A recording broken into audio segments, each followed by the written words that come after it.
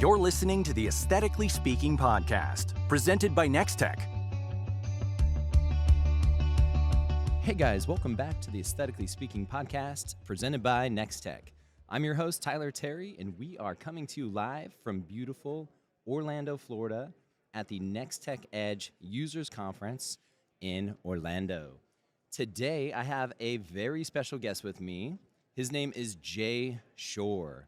Jay is the CEO and founder of Shorr Solutions, practice management consulting firm where he coaches aesthetic practices to improve the operational, financial, and administrative health of their business. Jay, welcome to the show. Well, thanks for having me. So, Jay, tell us a little bit about yourself. Well, my name is Jay Shorr, and I am the founder and team leader, CEO of Shorr Solutions, which is a nationally award-winning recognized practice management consulting firm, and we specialize in the operational, administrative, and financial health and guidance of aesthetic, cosmetic, surgical practices, and med spas. I am a former practice owner of, at the time, one of the largest dermatology plastic surgery practices in South Florida.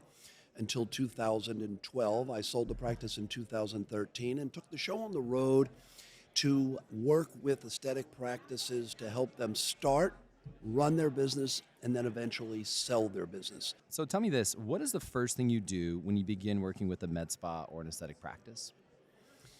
It depends on how I receive that warm lead, cold lead, referral, whether it's a med spa or a dermatology or a surgical practice. The first thing I do is do a deep dive as to what are your needs, what are your wants, and what are your desires. Naturally, I'm going to hear the same thing. I want to make more money, I want to work less, and I want to learn how to retire. Yeah, I want to sell this thing in 5 years. Well, that's all well and good. So do I. But here I am at 71 years old, still pounding the street because I love what I do. No way, you don't look 71. I wouldn't guess that. Yeah, thanks. Well, maybe 59. It's the hair. You know. But one of the first things I do is I want to find out, what is your goal? Yeah. What is your end game? What would you like me to assist you with? I'm also working at Florida Atlantic University. I'm adjunct faculty in the College of Executive Education, where I teach medical business management. Florida Atlantic University is in Boca Raton, South Florida, and I've been there 5 years teaching. And I teach med students, I teach graduate students, and people that want to get into the medical field. And what I learn most is if a doctor, if a PA, an esthetician wants to come and they want to say, I want to open it up, I want to find a new business model, I say, what do you want to achieve? You know, do you want to achieve money? Do you want to achieve success? Do you want to achieve notoriety? Do you want to be a pillar in your community? What are the 3-4 things that you really are interested in that's going to make a difference? I'm all about making a difference. You know, I want to make it a better world when I leave it than when I came into it. Yeah. So I have to learn, first of all, if you're a new practice or an existing practice. If you're a new practice, then I have a lot of work to do to get you from the beginning, from the starting line, not even to the finish line. You know, you have to cross a couple of hurdles along that way. Yeah. Then I'll look at your HR, I'll look at your revenue cycle, I'll look at your P&Ls. I'm a money and a finance and a legal compliance guy. The marketing, I leave that to the rest of my team. That's exactly what this industry needs, is that right there. That's the backbone, right? Yeah. I mean, I'm all about profit and loss and legality, and the most important part of my entire journey is safety. Yeah. All right? And unfortunately, we don't do enough of that. My goal is to protect you from you in spite of you. All right? So the deep dive is finding out, where are you, where have you been, and where do you want to get to? And let us help you get there. Okay. You know, one of the things I noticed, and I think this is important for everybody to remember, is you really talked about how you ask questions to understand. You don't just throw up on them when they come to you and try to sell them on something and get them to become part of your business, part of your organization, but you ask so many probing questions right there, telling me how important it is for you to understand. You can't really advise if you don't understand. What's most important is the journey to get there. Yeah. It's not going to be done tomorrow, and you're going to feel some pain along the way. There's the do it with you or do it for you method. combination of both, and we'll help you get there along the way. I need to find your pain points. Yeah, yeah, before you can address them, 100%. So, can you explain what a sales funnel is and how it applies to aesthetic practices? A sales funnel is a direction of where your new prospective and even existing patients start. It's a funnel. And I call it a conversion cascade. It's a program that I created called the Conversion Cascade. It's a 6-hour online module with tests and everything. And the conversion cascade starts like this.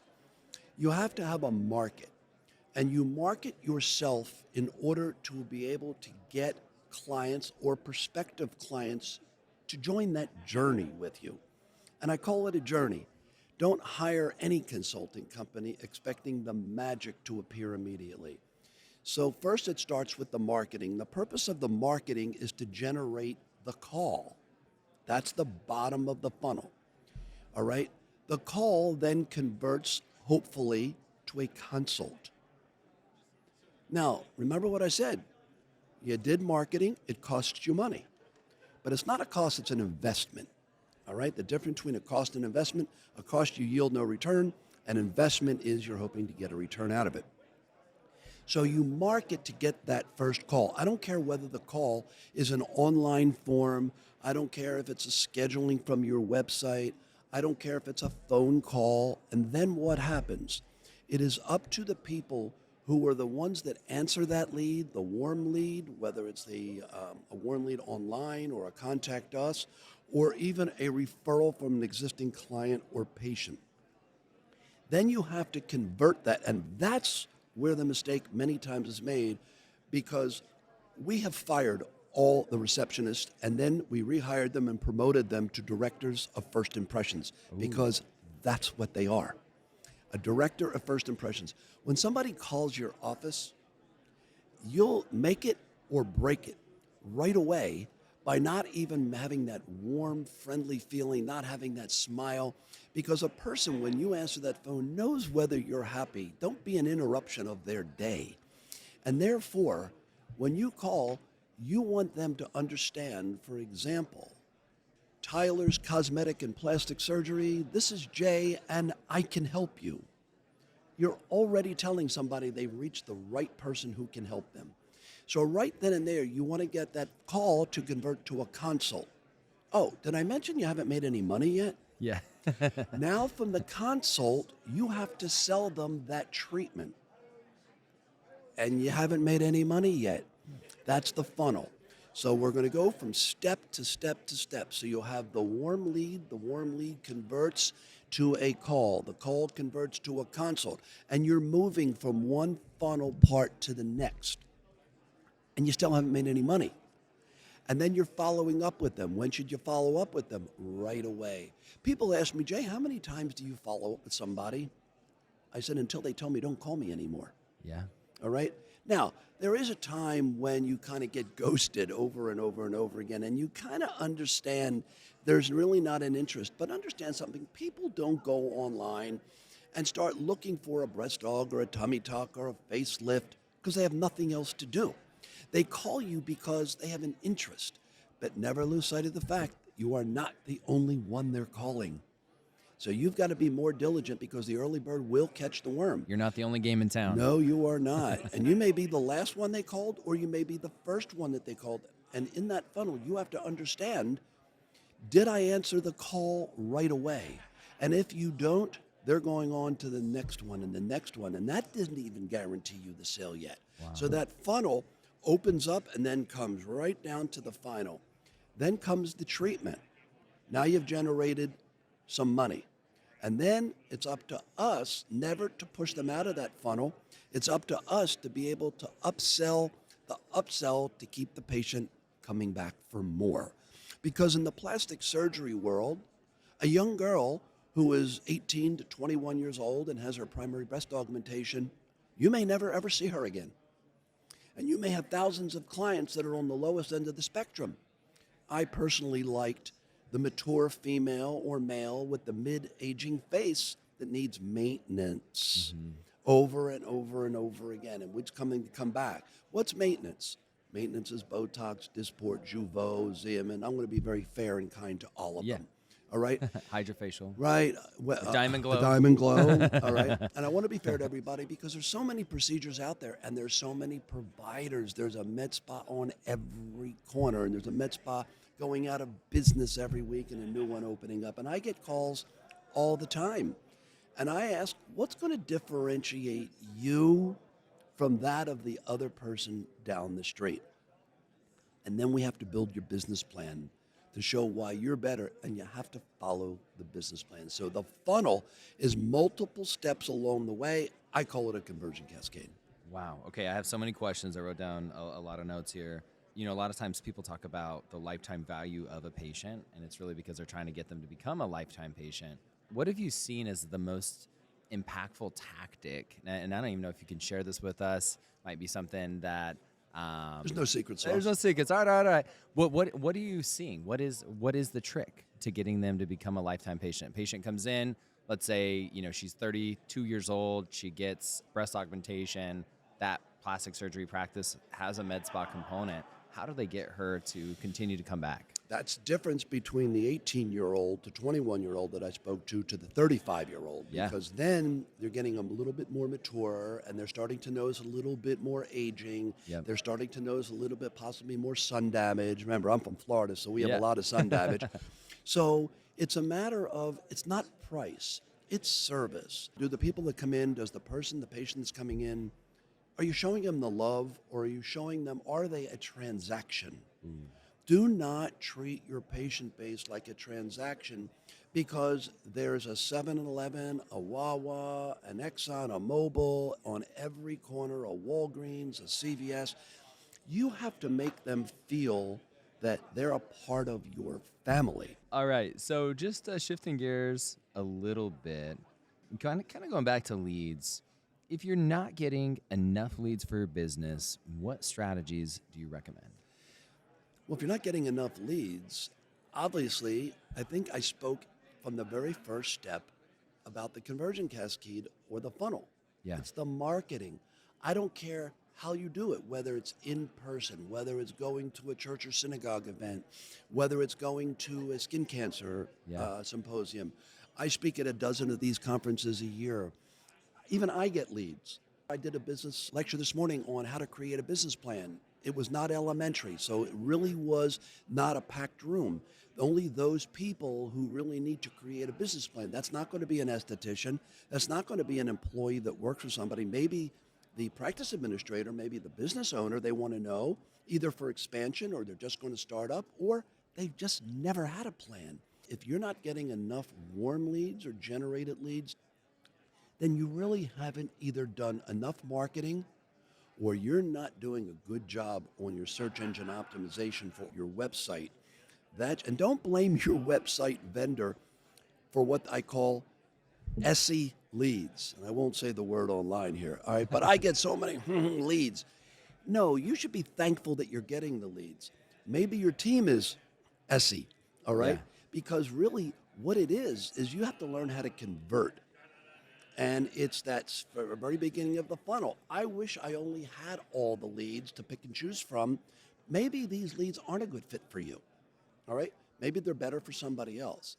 So how do you generate more? You got to invest more in your business to do more marketing. You got to put yourself out there to be a pillar in the community to let people know you are the right one for them to come to. Yeah, so maybe boosting up the amount of money that you're spending, changing the medium in which you're marketing on, or dialing it in, to your point. Like maybe it's your practice, your marketing director is not dialing that in, or maybe you need to shift gears. But well, it's an unbalanced looking scale. A lot of people don't understand SEM, SEO, PPC, organic, all right?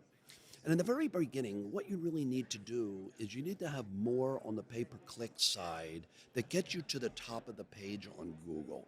And as more of your organic is boosting up and you're getting more leads, the scale kind of goes like this, where you spend less on the pay-per-click, all right, than you do on the organic, and the organic then overtakes that and you're listed on page one. Hopefully the first X amount so that people, because believe me when I tell you, I do a lot of research. I rarely get to page two. Yeah. Especially with ChatGPT and AI now. Yeah. And now with practices, there's so many practices that are paying for those clicks, plus the organic. I've had enough in the community. Wow. Right? It's all how you boost your keywords. The way you just explained it, though, on the way that you can balance the scale and how it starts and shifts is amazing. I think anybody who listens to that will get it and it'll click, because that is the way you start. That's the way I would start. Like, you sold me right there. Boom. Pay-per-click. And obviously you got to do a great job throughout the funnel, throughout the patient experience, the consult experience, all the things. And then when the patient has an amazing result and an amazing experience, hopefully they leave you a review. Hold on. You didn't even get there yet, because now you've spent all this money. And you spent, because remember, on the PPC side, there's two differences. One is an impression and one is the click. Yep. You're paying initially in your quality score to get you up to the top. You haven't paid anything yet until somebody clicks on that. Yeah. If somebody clicks on that, and that's a good lead, and they call your practice or do a contact us, and you haven't answered that call, and you haven't answered that warm generated lead, you've just spent $5, $6, $10, $20 for that lead and did nothing with it. Wow. You see, I've seen every episode of Shark Tank that ever existed, all right? And there's a couple of questions that both Mr. Wonderful and Mark Cuban ask, right? Yep. What are those magical questions? What was the cost of the client acquisition? Yeah, that's true. They call it CAC, right? CAC. Yep. Cost of client acquisition, and what revenue did you generate from it? And if it cost you $1,000 and you generated $1,000, people say, "Oh, I didn't lose any money. I broke even." I said, "No, you didn't break even. You lost money." Why? Because you have a business to run, and you have gross revenue minus your cost of goods sold gives you your gross profit. You then have fixed and variable expenses, and then it gives you your net profit, and then you have your earnings before interest, taxes, depreciation, and amortization. Now, I know I'm talking a lot of words, EBIT, EBITDA, all that stuff, net profit, but you can have a negative net profit with a positive gross margin, a gross profit, and people don't really understand that. The whole key to it is you've got to answer every lead and answer them immediately, because if you don't, somebody else will. All right, so let's talk about, this is still part of the funnel, but let's talk about converting leads. What are some effective tactics for converting leads into consults at the bottom of the funnel? Answer the phone. I keep saying this. We could do the whole podcast on answering the phone, answer the lead. And let me give you a quick example. Sunday morning, I'm a big Dolphins fan. I am an Eagles fan, but I live in Fort Lauderdale, so I am a Dolphins fan. And nothing, and I mean nothing, stops my Sunday of watching the football game. And at 10 o'clock in the morning, my wife and I are sitting on the sofa watching NFL Today and waiting for before. And I'm looking, and I want to buy a motorcycle, another motorcycle. And in buying that other motorcycle, I go online and I said, "Honey, what do you think about this motorcycle?" And she says, "Not again." And I had just had hand surgery. She says, "I'm not going to go on another motorcycle with you that's a two-wheeler." I know. Well, I don't want a motorcycle if my wife can't ride on the back. Yeah. And I said, "What about a trike? One in the front, two in the back." They're the big bikes, all right, 1,600 cc, 1,590. All right. They're touring bikes. She said, "Okay." I filled out a lead form online to the local Harley-Davidson dealer, and I'm not kidding. 15 minutes later, I get a phone call. "Jay, it's Pedro from Chester's Harley-Davidson. What are you doing today?" I said, "Oh, no, not today. I'm watching the football game." He says, No. Why don't you come down, and I have the bike you're looking for." And I'm thinking to myself, of course, you don't have the bike I'm looking for. You're going to bait and switch me, right? Yeah. And he said, "No, seriously, why don't you come down and just take the bike for a test drive?" Ladies and gentlemen, going to take the bike on a test drive is like bringing a puppy home for the weekend.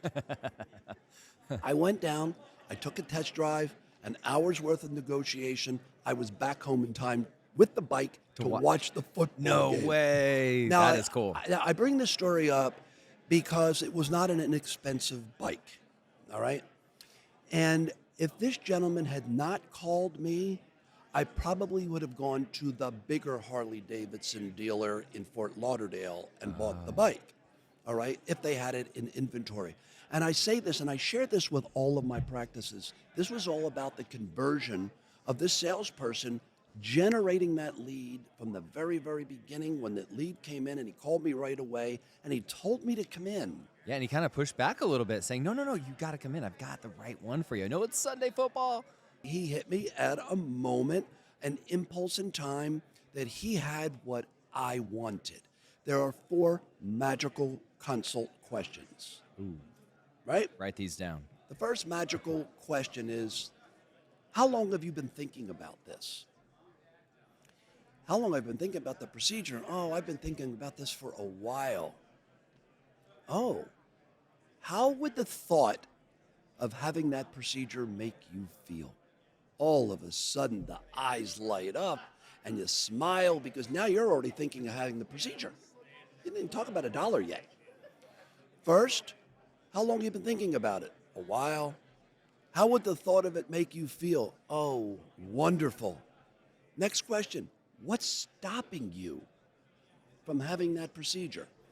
Now, there are really 2 fears in our world. It's the fear of pain and the fear of money. That's the magical stopping questions right there. So I took the word pain out of the equation in our business, and we call it minor discomfort. Okay. All right? There's no such thing as a needle. It's an injection.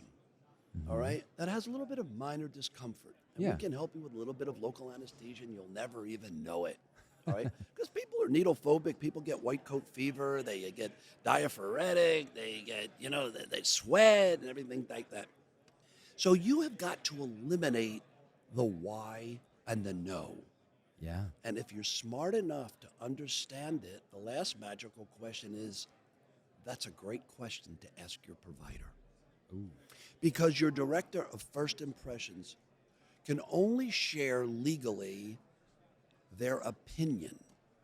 The director of first impressions or a non-provider is not licensed to share the mixture concentration of what you're going to mix the neurotoxin with, what level of anesthesia you're going to have.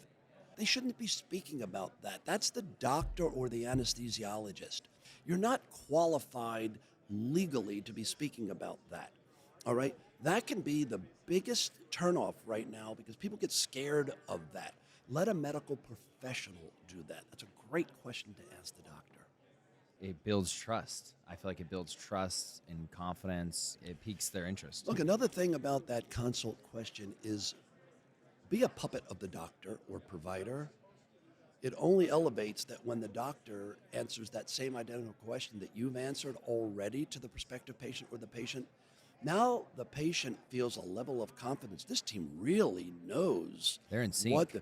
Yeah, wow, they really knew that. And really what's more important than anything, I always say, if your staff does not know every page and drop down on your website, you're missing the boat. Oh, yeah. Why have a website with all this beautiful information on it and your team doesn't know it? Because what I can promise you is that the prospective patient's going to call your office, knows it.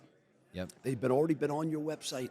They've already read it. Then they call, and your staff's going, well, I don't know, or they give different information that's on your website. Wow. I used to train my staff all the time and give tests about what's on our website. And if you don't know it, you have to study in that room until you know it.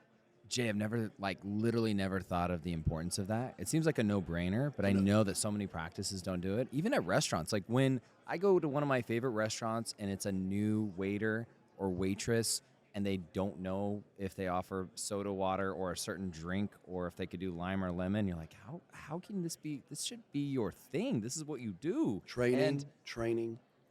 I'm thinking of multiple questions here for you, Jay, but we talk about loyalty to the practice so that the patient continues to come in over and over again. I've seen practices where, and I know you've been doing this a lot longer than me and you're very experienced, but I see a lot of practices that require the patient to come in yearly, whether they're on a membership or not, and usually they are on a membership, but they're required to come in for a yearly consult, and then they're put on a treatment plan, and that treatment plan typically rolls over, and of course, it's a living, breathing treatment plan.